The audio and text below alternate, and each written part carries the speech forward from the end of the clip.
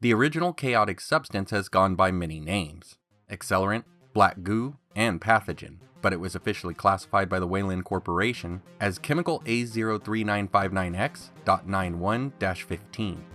In the beginning, the first writer for Prometheus saw this catalyst for change as a dark-colored scarab-like creature that carried inside of them what was thought of in behind-the-scenes material as Xenomorph or alien DNA. They would devour the sacrificial engineer and consume his genetic material, and later on the wind, it would bite a primitive human and deliver its cargo of DNA into their blood, presumably kickstarting their evolution towards becoming a modern human. They would also be responsible for the transformation of Fifield, injecting him with the alien DNA that would turn him into a Xeno-like hybrid that was a bit more alien-like in the unused CGI footage. And then the studio brought in Damon Lindelof to have a more seasoned writer polish up the story, and the scarabs would be out, replaced with the black catalyst liquid. There was no first Deacon whose blood allowed the engineers to create life. That script is fake and was made by a fan, and in the verified drafts available, the pathogen's origin was always left as a mystery. Weyland's personal synthetic, David, would study the substance and use it in experiments on LV-223 and on Planet 4. And upon his departure to Origai 6, he would report his findings on the chemical to the company in a series of transmissions. This primordial ooze, ripe with advanced nanoparticles, operating off an algorithm based on evolutionary computing. It is essentially a form of radical AI, making the substance unbelievably chaotic. It generates a unique reaction to every genome it encounters, reshaping life, virtually limitless in its potential and application. With Shaw, I realized that there was something extraordinary about the substance reaction to the human genome. I was able to unlock new properties and tweak the organism's aggression and instinct for survival. It took years, but I finally have my wolf. But I still have one thing left to perfect: my queen. Make no mistake, this is going to change everything.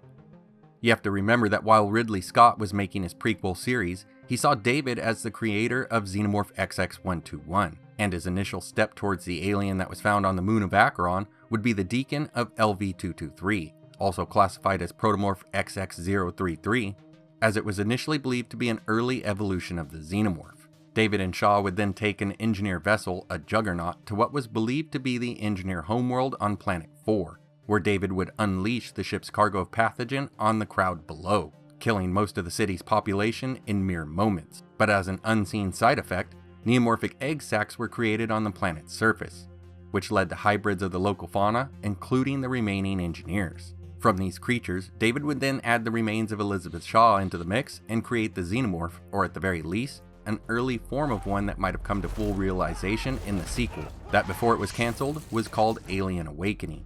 The creature was never called a Xenomorph in the film, but there were figures sold of it that did use the Xenomorph name. Even so, there were features of the original strains of the aliens that were missing from David's creation, most notably the mechanical aspect of Xenomorph XX121's biomechanical makeup, which would lead the role-playing game to classify the variant as Praetomorph Linestris, or simply the Praetomorph. But the real work to expose the origins of the mysterious pathogen was done by Weyland-Yutani on the Renaissance Station, where they were able to retrieve the original Xenomorph from the Nostromo encounter so that they could extract from its DNA the ability to print Manumala Hydria, better known as facehuggers. From these aliens, they would extract the liquid that the facehuggers implant into their host to grow the chestburster, Plagiaris praepotens. The idea of the Plagiaris substance is from the novel Alien the Cold Forge by Alex White, but in the Romulus lab, they were able to verify that the pathogen and the Plagiaris praepotens are both classified as chemical A03959X.91-15. The synthetic science officer of the station, Rook, claimed to have worked on and modified a variant that he calls Compound Z01, which was also classified as the same chemical, so it's possible that any strains of the original alien liquid, be it extracted by engineers or by Weyland-Yutani, will have this title.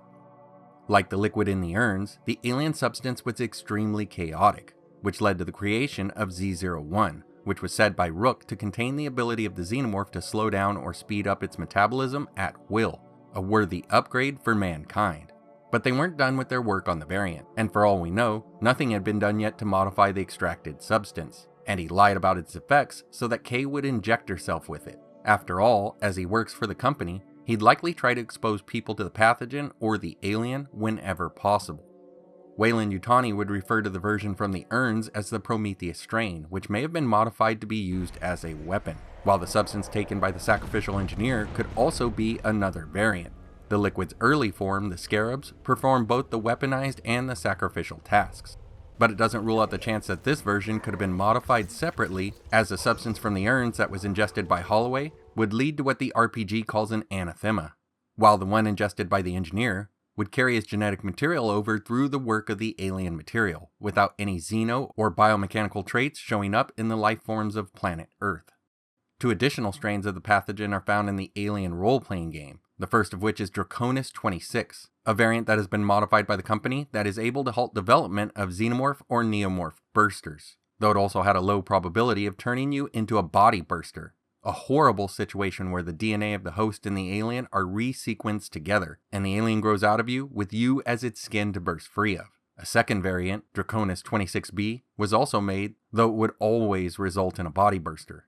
Now that all the variants are classified as the same thing or versions of the same chemical, the group of aliens encountered on LV-223 or Planet 4 should no longer be classified as proto or early iterations of Xenomorph XX121. Not only are they all derived from it like the pathogen itself, but it's even been theorized that they carry their own Plagiaris liquid variant, where the Neomorph motes are infecting hosts with Plagiaris celarius, the facehuggers of the Praetomorphs are using Plagiaris lanisteris, and the trilobites of the Deacons are using Plagiaris noxipater.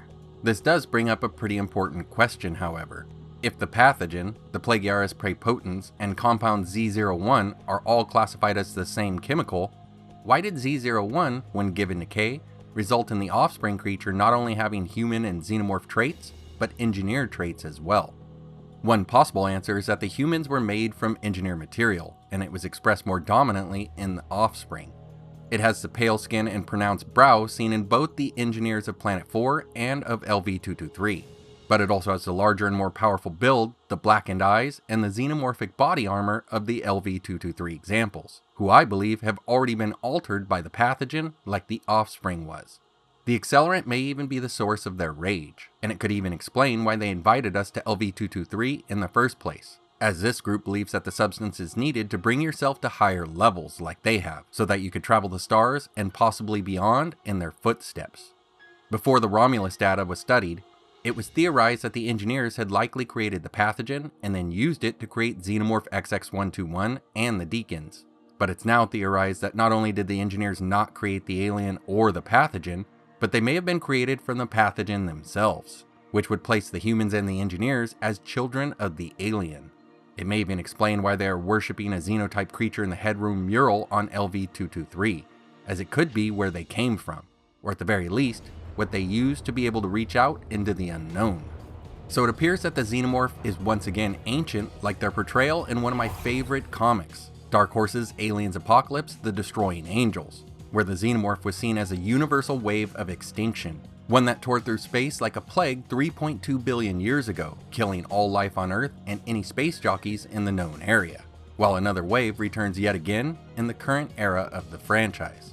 The idea has been modernized somewhat in the Marvel Alien series Bloodlines, where a synthetic named Iris would tell Gabriel Cruz, the man responsible for the company gaining its first xenomorph specimen, that humans weren't the first organics to leave your solar system. There have been so many others in this galaxy alone, and they're all gone now. Do you know why? When organic species grow arrogant enough to travel the stars, they find it waiting. Prometheus's cleansing fire. The fire that keeps the universe clean of parasites like you. Thanks for watching, guys. Take care, and I hope to see you next time.